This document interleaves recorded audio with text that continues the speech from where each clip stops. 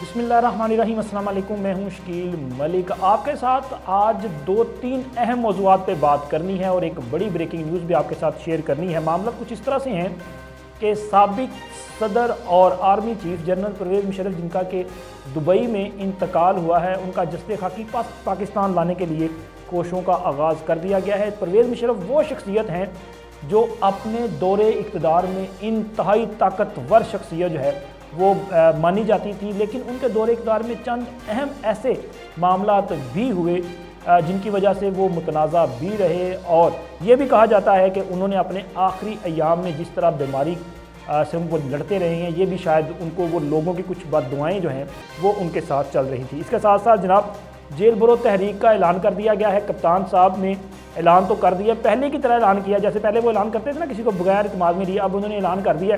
तो मुझे लग रहा है कि वो जेल भरो का मतलब ये है कि खुद तो जेल नहीं जाना चाहते, लेकिन बाकी सबको कहते हैं जी आप जेल जाएं।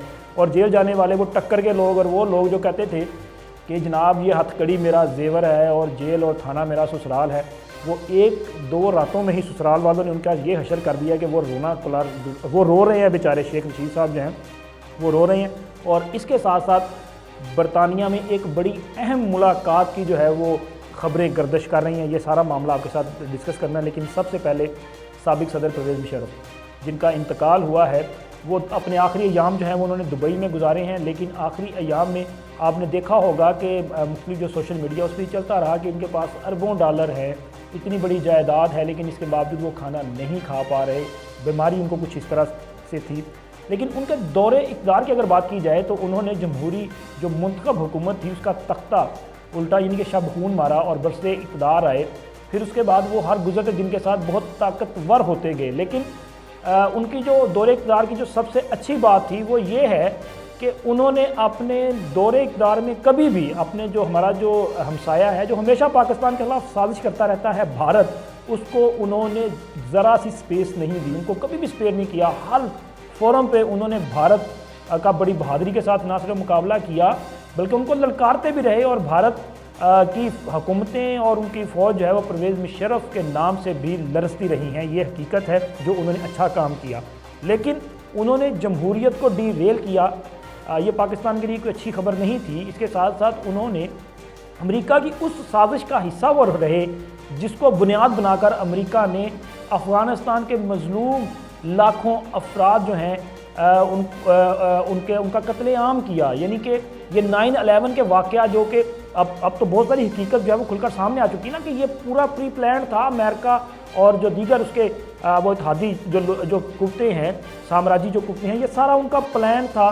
और उन्होंने अफ़गानिस्तान को अपनी तजर्बागाह कत्लगाह यानी कि कत्लगाह जो है ये बनाया और वहाँ पे लाखों लोग जो हैं उनका कत्लेआम किया गया। और इसी जंग का हिस्सा बनने पर पाकिस्तान को भी इसकी भारी कीमत अदा करना पड़ी, हमें हज़ारों शहादतें कबूल करना पड़ी, हमें अरबों डॉलर का नुकसान बर्दाश्त करना पड़ा। हमारे पख्तूनख्वा के जो भाई हैं वो इस आग में फ्रंट लाइन रहे और उन पर सबसे ज़्यादा जो है वो अटैक हुए, बल्कि पूरा मुल्क जो है वो दहशतगर्दी की लपेट में आया। और एक वक्त था परवेज़ मुशर्रफ के दौर में कि पूरे मुल्क में बम धमाकों, खुदकुश हमलों की एक बाकायदा सीरियल चल रही थी। हर हफ्ते में तकरीबन 2 से 3 इस तरह के वाक़यात जो हैं वो रूनुमा हो रहे थे। और इसके साथ साथ उनके दौरे इक़्तिदार में लाल मस्जिद का ऑपरेशन भी हुआ और इसमें जो बच्चियां थी जो कुरान हिफ़्ज़ कर रही थी, जो वहाँ पे पढ़ रही थी, जो भी इशू था, देखें जो भी इशू था वो आपको बातचीत के साथ इसकी सेटलमेंट की जानी चाहिए थी, लेकिन वहाँ पे ऑपरेशन किया गया और ना हक खून बहा।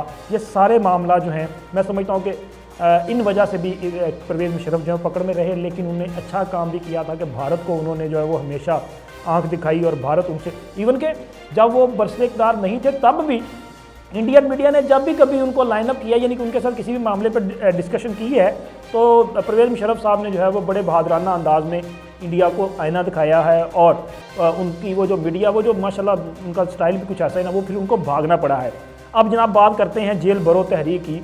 इमरान खान साहब ने जेल भरो तहरीक का ऐलान कर दिया है, लेकिन मैं ये सोच रहा था कि खान साहब ने इस तहरीक का ऐलान तो कर दिया है, क्या उन्होंने वो जो मुकदमात थे इससे पहले ان مقدمات میں جو عدالتی ریلیف لینے کی کوشش کر رہے ہیں، عدالتوں کے پیچھے چھپنے کی کوشش کر رہے ہیں، یہ نہیں کہ وہ اپنا درخواستیں وغیرہ جو ضمانت کی ہیں، بیل بیفور اریسٹ کی ہیں، تو وہ ساری ان کا پروسیس کیا ہے کہ وہ واپس لے دی گئی. اب جب آپ نے جیل برو تحریک کا آغاز کر دیا ہے تو پھر وہ جو آپ نے درخواستیں دی ہیں نا ان کو بھی وڈرا کرنا ہے، یعنی کہ واپس لیں. پھر پتہ چلے کہ جی آپ جیل جانا چاہتے ہیں، اور حکومت نے تو کہہ دیا ہے کہ اگر آپ جیل جانا چاہتے ہیں تو حکومت آپ کی میزبانی کرنے کے لیے تیار ہے اور آپ کو تمام سہولیات دی جائیں گی. رانا ثناء اللہ نے کہہ دیا ہے کہ یہ آپ کو تمام سہولتیں دیں گے، لیکن ایک سہولت نہیں دیں گے، وہ آپ کو میسر نہیں آئے گی، چونکہ اس کے بغیر آپ کا رہنا مشکل ہو جائے گا. وہ کون سی سہولت ہے یہ تو رانا صاحب کھل کے بتائیں گے، پتہ چل جائے گا، اور سمجھنے والے بھی سمجھ چکے ہیں. کمنٹس میں آپ بتا دیں گے کہ آپ بھی سمجھیں یا نہیں سمجھے.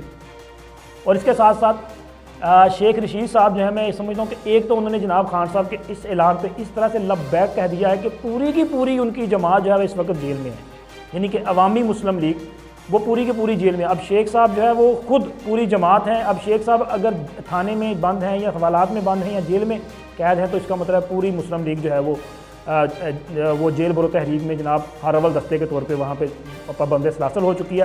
اب شیخ صاحب مجھے یاد آ رہا تھا کہ شیخ صاحب کہتے تھے نا کہ وہ ہتھ کڑیاں جناب میرا زیور ہیں، اور یہ جیل میرا سسرال ہے، اور گیٹ نمبر 4 جو ہے میری وہاں پہ بڑی دسترس ہے. اب ایک دو راتوں میں کیا کیا ہے کہ جناب ایسا سافٹ ویئر اپڈیٹ کیا ہے شیخ صاحب کا کہ وہ شیخ صاحب گلے لگ کے لوگوں کے دھاڑے مار کے رو رہے ہیں، چیخو پکار کر رہے ہیں. ہم سوچ رہے تھے کہ یہ ٹکر کے لوگ ہیں، یہ تو ٹکر دیں گے. اب یہ وہ ٹکر کے لوگ جو ہیں وہ بیچارے خود ٹکرے مار مار کر رو رہے ہیں، اور یہ صورتحال ہے. اور اب آخر میں آپ کے ساتھ جناب بڑی اہم خبر کہ یہ جیل برو تحریک تو جو اب چلے گی نا کدھر جاتی ہے. برطانیہ میں بڑی اہم ملاقات کی خبریں گردش کر رہی ہیں، اور اصل میں یہ معاملہ ہے کیا؟ معاملہ کچھ اس طرح سے ہے کہ کنفرم نہیں ہے کہ واقعی یہ ملاقات ہونے جا رہی ہے، لیکن چونکہ ہمارے موجودہ جو آرمی چیف ہیں وہ 5 روزہ دورے پہ برطانیہ تشریف لے کے جا رہے ہیں. بڑا اہم نوعیت کا دورہ ہے.